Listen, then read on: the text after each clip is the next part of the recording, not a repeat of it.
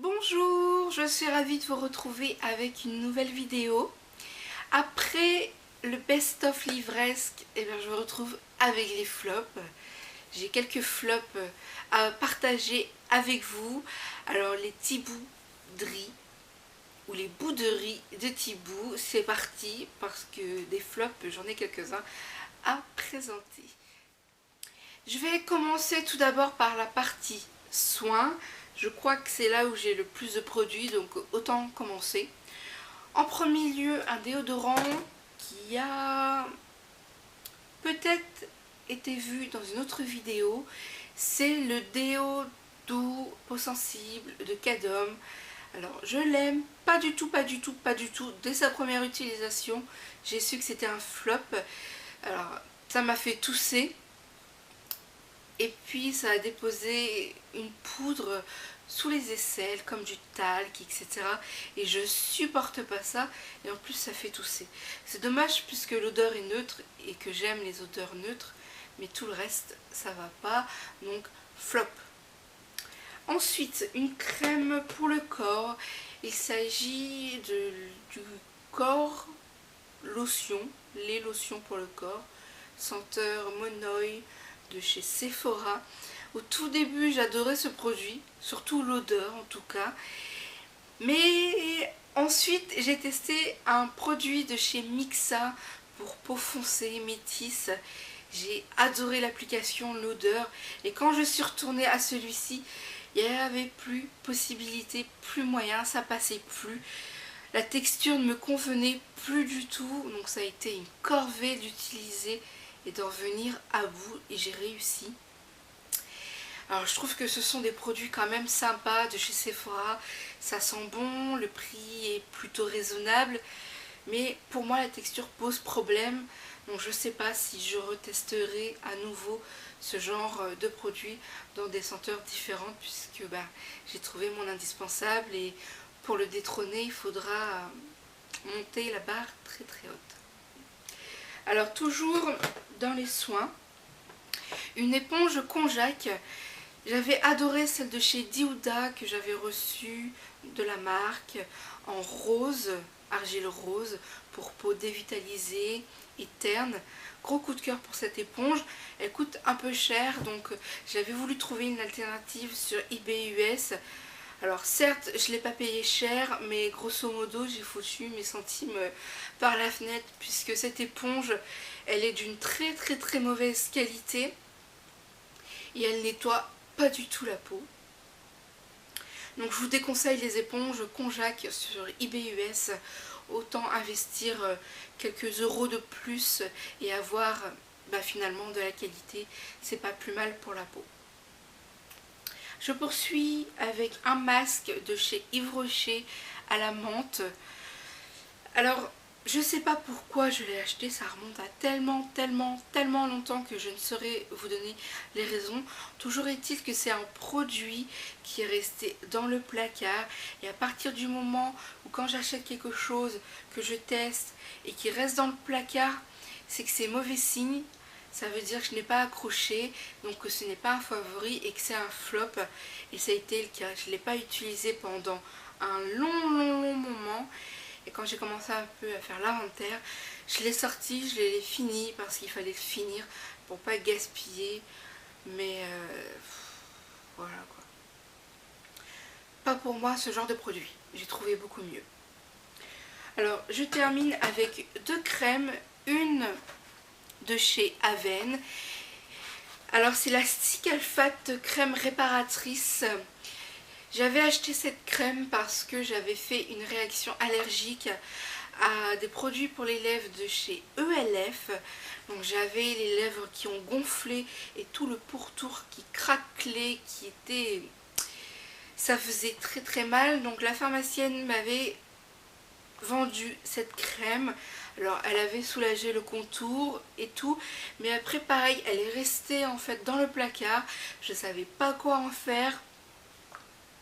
Donc pour moi c'est un flop, mi-flop, mi-top, puisque à part pour soigner le bobo que j'ai eu aux lèvres, je savais pas quoi en faire, je savais pas quelle utilisation en avoir. Et puis finalement, pour la terminer, puisque les produits Aven sont quand même assez chers comparé à d'autres produits, on paye un peu la marque Aven, donc je voulais pas gaspiller le reste de crème qui me restait. Je l'ai utilisé sur mes boutons, sur les jambes, et ça aide à la cicatrisation. Alors de là à me dire que je vais la racheter, je suis pas certaine, mais alors pas du tout. C'est un bon produit quand on a vraiment l'utilisation. Quand on n'a pas l'utilisation, ça sert vraiment à rien. Et puis pour terminer, une crème de chez Nivea, c'est la BB Cream teinte médium. Alors j'ai succombé en fait aux youtubeuses quand elles testent les produits, qu'elles parlent des nouveautés. Moi je voulais tester une bébé crème, mais les autres ne me tentaient pas. Et vu que j'aime beaucoup Nivea, ben, j'avais attendu de tester celle de chez Nivea. Alors comme toutes les autres crèmes, au début je l'utilisais, j'aimais beaucoup, je retrouvais l'odeur typique de la Nivea, mais après elle est restée dans le placard, donc ça veut dire que c'est pas un favori. Et si c'est pas un favori, ben c'est un flop, puisque sinon je l'aurais utilisé. Donc je suis assez déçue parce que c'est un produit qui vaut quand même 6-7 €, que je n'ai pas terminé. Donc je suis déçue parce que ben, j'ai gâché du produit, j'ai gâché de l'argent. Voilà. Donc je pense, je sais maintenant que les produits pour le teint, ce n'est pas pour moi, puisque ben, ça reste dans le placard et je ne les utilise pas. Donc, je poursuis avec du maquillage. En premier lieu, un échantillon du volume de Chanel. Donc à la sortie du mascara, la marque avait fait une distribution d'une centaine d'échantillons. Il suffisait juste de s'inscrire et on recevait l'échantillon. Alors je me suis dit pourquoi pas. Surtout que c'est un mascara qui est quand même assez onéreux. Alors pour moi c'est un flop au niveau de la brosse. C'est une brosse avec des picots. Il y a beaucoup de matière entre les picots, sur les picots, etc. Bah là, franchement, ça y sort pas du tout la brosse. Donc pour moi, sur mes cils, ça faisait dépaquer. Et je trouvais pas ça super joli, super agréable. Par contre, la formule à l'intérieur est très bien, puisque j'ai utilisé avec une autre brosse que je préférais à poil, et là ça me faisait des beaux cils, la formule était nickel. Donc c'est gros flop pour la brosse, mais la formule est vraiment sympa.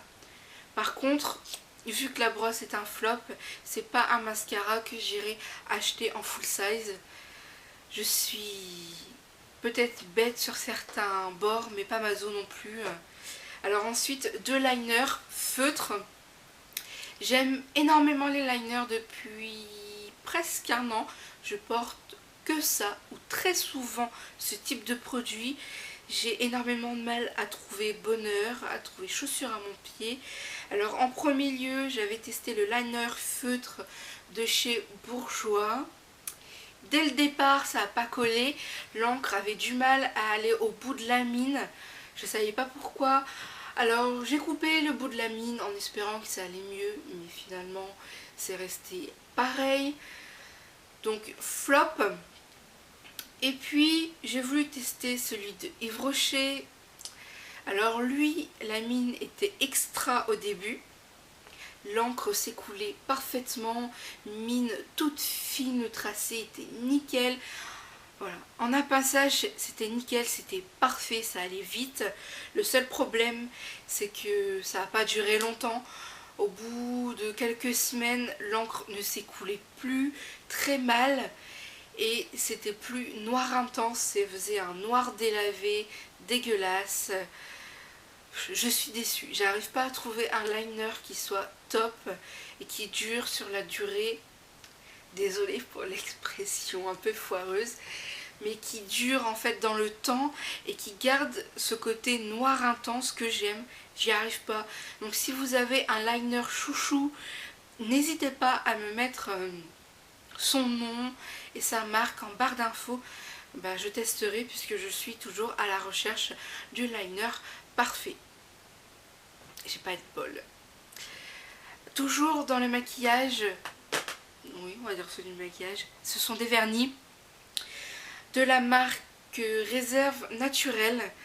J'ai beaucoup de mal avec cette marque, j'ai pas mal de flops.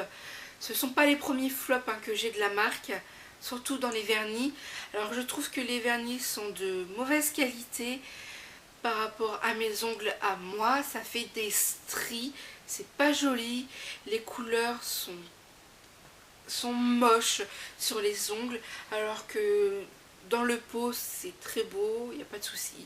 Sur les ongles c'est moche, ça fait des stries et je crois que cette marque Réserve Naturelle est pas fait pour moi. J'ai un autre produit que j'aurais pu vous mettre dans les flops, mais je lui laisse encore une seconde chance puisque je compte l'utiliser différemment. Il s'agit d'une palette, donc on verra en 2015 si cette palette sera un flop ou un favori, mais pour l'instant Réserve Naturelle c'est pas pour moi. Je poursuis avec des boissons puisque j'aime beaucoup les cappuccinos, les lattés, etc. Et j'aime énormément Starbucks. Malheureusement, j'en ai pas dans ma région. Oh. Alors j'essaye de trouver des alternatives. Alors ceci, ce sont les gobelets de chez Casino, café latte, cappuccino et macchiato. Alors le goût est infect, surtout lorsqu'on compare aux gobelets de Starbucks. Ils sont pas chers, c'est clair, mais je préfère mettre quelques centimes et euros de plus et avoir une certaine qualité avec les Starbucks plutôt que me contenter du bas de gamme en fait, finalement. Voilà. Donc je vous recommande pas les gobelets à emporter de chez Casino. Mettez un petit peu plus et vous aurez du Starbucks qui est quand même meilleur en goût dans la bouche.